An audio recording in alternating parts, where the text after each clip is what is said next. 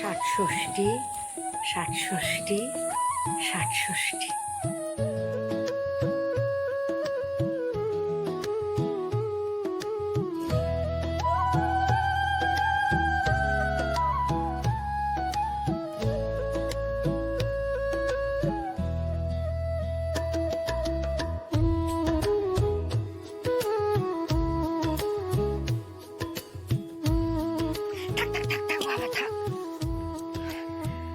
খুব ভালো থাক বাবা, সুখে থাক।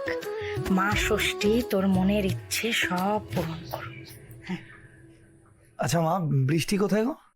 বৃষ্টিতে সেই সকাল সকাল স্নান সেরে মা ষষ্ঠীর তাগা পড়ে একেবারে পড়তে বসে গেছে। ওকে না একটু চোখে চোখে রেখো মা। লতা কাকিমার বলা খারাপ কথাগুলো না ওর মনে গেঁথে গেছে। ও তো ধীরে ধীরে সব কথা ভুলে যেত রে বাবা। কি দরকার ছিল তোর কথা দেওয়ার যে তুই কোনালের সাথে ওর বিয়ে দিবি? তুই ওদের চিনিস না, বৃষ্টিকে ওরা কখনো বউ হিসেবে মেনে নেবে না।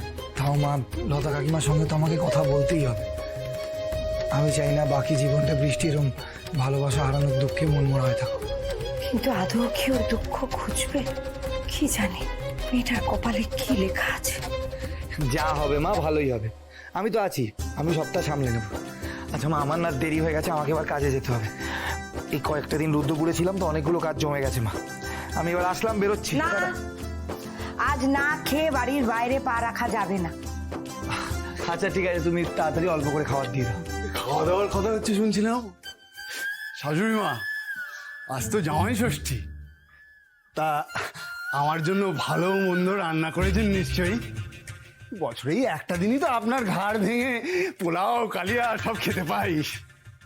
বাবা এমন ভাবে বলছে জামাই বাবা জীবন যেন অন্য দিনগুলো ও বসিয়ে খাওয়ায় আমাদের। থাক না মা, জামাইবাবুর অত কথা ধরতে হবে না।